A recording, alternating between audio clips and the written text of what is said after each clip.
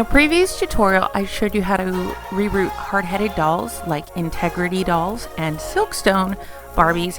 However, because I threw the video together so quickly, the heads were already prepped and I totally skipped the part where you need to prepare the head so that you can actually reroute it. So this is a quick tutorial on how to prepare your hard-headed dolls so that you're able to reroute them.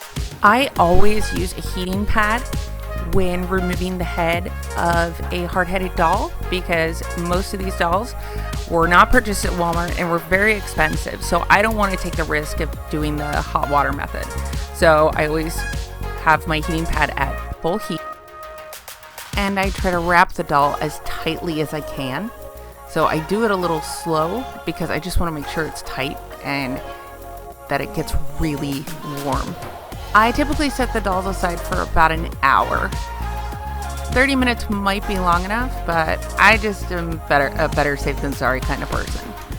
So after you've waited, you can always check in between, but you want the doll's head to feel really soft like a regular Barbie head.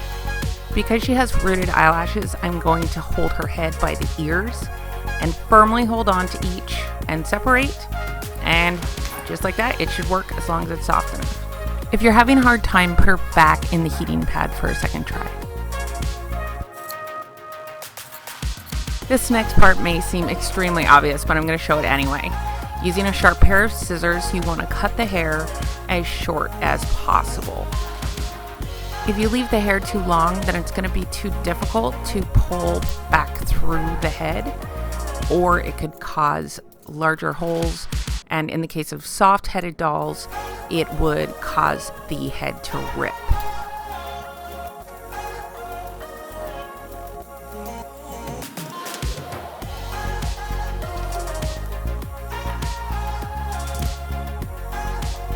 I'm using a pair of forceps, which are available for sale on our site, thedollplanet.com, to remove the hair from her head. If you notice, I'm twisting as I am pulling the hair out. On the hard-headed dolls, this is a little tricky to do. It takes some time. It's honestly my least favorite part of rerouting, but a necessary means to an end. If you're having a hard time, you can heat up the head by rolling it up in the heating pad for a little bit. It can be easier to remove when the head is softer. Also, if you find that your hands are getting tired, just take a little break. Another quick note, notice how I am again holding her head by the ears, trying to avoid her eyelashes. That's another thing you need to do only if the doll has rooted eyelashes and you're not wanting to reapply them.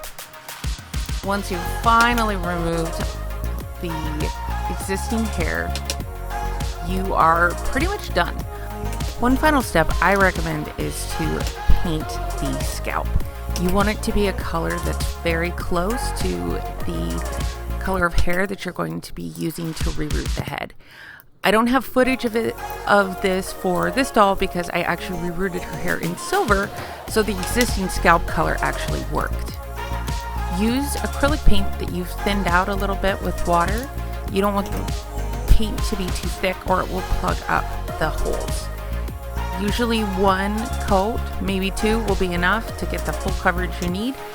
And once it's dry, you can get started with rerouting. Hope you found this helpful. Thank you so much for watching.